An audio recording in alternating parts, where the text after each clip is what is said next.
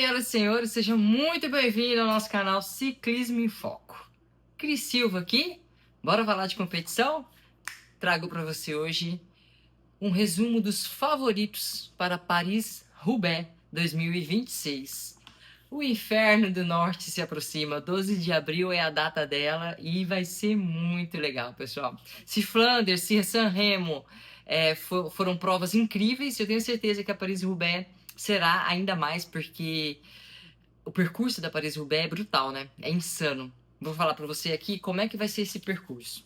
258 quilômetros, aonde tem 30 setores de paralelepípedos. Pavês, bloquetão gigante. Desses 30 setores de paralelepípedos, eles se acumulam em 54,8 quilômetros. Onde esses 30 com 54 quilômetros total, estão em sua maioria nos últimos 165 quilômetros de prova. Ou seja, os 90 primeiros quilômetros, mais de boa. Nos últimos 165, 54 quilômetros é de paralelepípedo. Essa prova, que ao contrário de Flanders, não tem aquelas subidas, aqueles murs característicos da Bélgica. Acontece no norte da França, por isso que é chamada de Inferno do Norte, né? E é uma prova mais plana, só que machuca demais.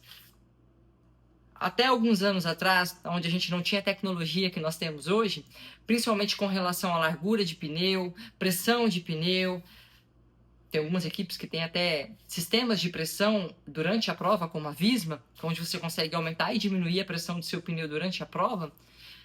Até uns 4 anos atrás, era muito comum a gente ver os atletas terminarem a Paris-Roubaix com as mãos literalmente em sangue, porque fazia muita bolha na mão, passava pelos paralelepípedos e machucava bastante. Mas Mathieu Van Der Poel não é muito...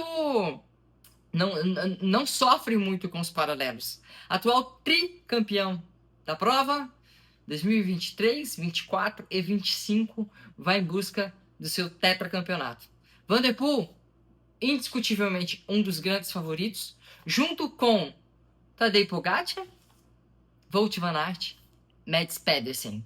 Renko não estará presente na Paris-Roubaix, tá? Eu, particularmente, não vejo nenhum nome fora desses 4 para que possa vencer essa prova.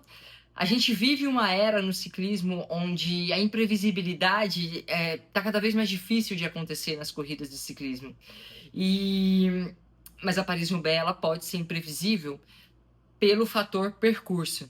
Uma queda em massa, levar alguns ciclistas, um furo de pneu. No ano passado mesmo, o Tadej Pogacar estava escapado com o Van Der Poel, ele sofreu uma queda ali faltando menos de 20 km para o final e acabou a chance dele ali, porque o Van Der Poel ficou acelerando na frente, o Pogacar atrás e ele não conseguiu mais buscar o Van Der Poel, foi segundo colocado na sua primeira Paris-Roubaix.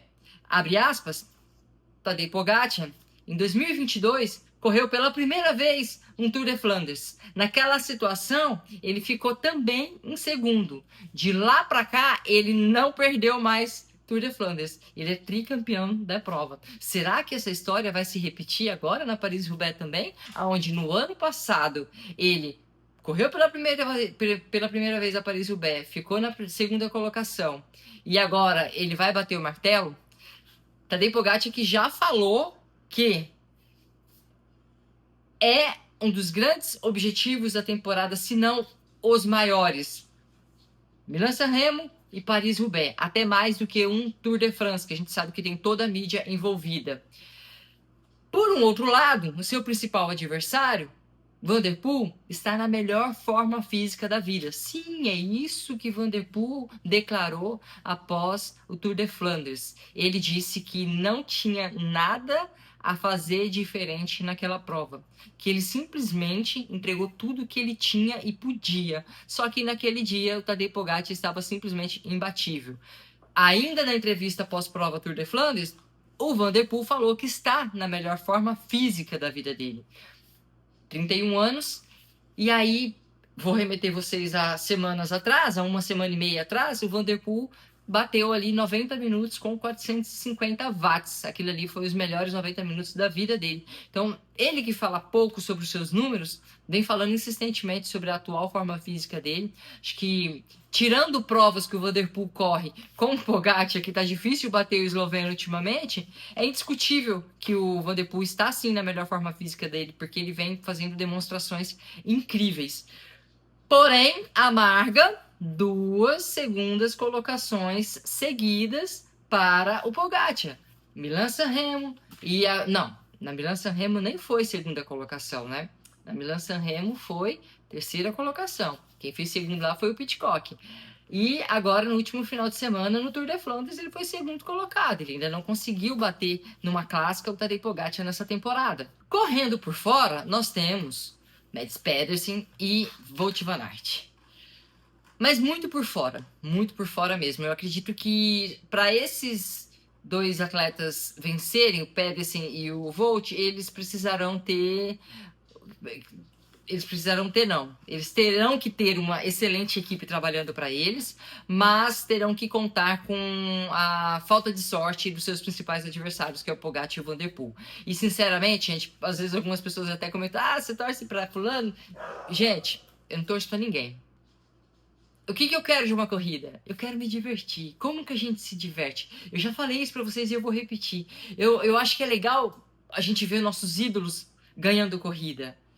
Mas ganhar corrida sem combatividade é chato, porque a corrida deixa de ser atrativa, sabe? Eu quero ver guerra, eu quero ver esses ciclistas se guerreando, esses gladiadores ali, eles vão chegar tudo sujo. Eu não quero que ninguém fura, eu não quero que ninguém erre na alimentação, eu não quero que ninguém caia. Eu quero ver guerra naquele velódromo lá em Roubaix. É isso que eu quero, porque é divertido demais, cara. Então, parem com essa história. Tá, Cris, você torce pro fulano. Não torço, eu quero ver guerra, porque... Eu tenho eu gosto da forma como o Pogacar corre, porque ele é bastante agressivo, mas ele ganhando todas as corridas é chato. O Renko também eu gosto, porque o Renko vai pra corrida de peito aberto, apesar de ser, sabe, falastrão às vezes, deveria falar um pouquinho menos. O Wout, tenho muita vontade de ver o Wout voltar a vencer pela história dele, enfim. O Van der Poel é classudo, o cara tem uma forma de correr que, meu Deus, ele parece que ele tá sob controle de tudo o tempo inteiro, sabe? E também é muito agressivo para correr. O Mads Pedersen também tá sempre ali aparecendo. Então, tipo, não tô torcendo para ninguém, eu quero ver guerra, eu quero ver essa corrida chegar até o final, até os últimos quilômetros, esses caras se olhando para ver quem vai vencer. Mas eu me pergunto o que Van der Poel vai fazer para ganhar do Pogacar. Tour de Flandres, espero que a maioria de vocês tenham chegado até aqui, porque eu vou falar um pouquinho sobre o percurso. Tour de Flandres era o terreno do Pogacar, porque lá tem subidas muito duras. Paris-Roubaix já não é tanto o terreno do Pogacar assim. É mais pro Van der Poel. É muito mais pro Van der Poel. Só que, fisicamente, o Pogacar, ele tá muito forte, cara, muito forte. E a parte técnica, né, da prova, não sei se vai ser uma dificuldade pro Pogacar, mesmo que tenhamos ali tantas quilometragens, porque ele já mostrou diversas vezes que ele tem habilidade para correr no paralelepípedo. A própria Paris-Roubaix do ano passado, que foi a sua primeira participação, ele deixou claro ali que a quantidade de percurso, né, de quilometragem a ser percorrida em pavês não é uma dificuldade para ele. Agora, se o cara não tiver um problema mecânico, não tiver uma queda, ele não tem dificuldade para correr ali. E ele tá muito mais forte do que no ano passado, que ele já saiu numa fuga com o Van der Poel. O que Van der Poel pode fazer para ganhar do Pogacar? Eu quero ouvir de você agora. Fala para mim. O que ele pode fazer? Dar de longe? Levar para chegada? Levar para chegada, eu acho que é uma possibilidade boa. Atacar de longe, tentar largar o Pogacar ali sem sua equipe para te ajudar e tudo mais, também acho que é uma estratégia, porque fica mais no homem a homem. E se tem alguém que sabe o caminho da vitória em Roubaix, se chama Mathieu Van der Poel. Ele, que é um dos principais vencedores da prova, acima dele só tem Tom Boonen e mais um outro ciclista que eu não me lembro o nome, que tem 4 vitórias. Tem diversos outros ciclistas que também têm 3 vitórias, assim como o Mathieu Van der Poel tem, até então. Mas, nos últimos 10 anos, ninguém venceu Paris-Roubaix como o Van der Poel venceu. Se ele sabe vencer ali, it call salteado. Pogacar também vai ter que correr atrás para tirar esse domínio técnico, estratégico e físico do Van der Poel no seu habitat natural, que é a Paris-Roubaix. Vai ser legal de assistir e eu quero ver a sua opinião. Conta pra mim.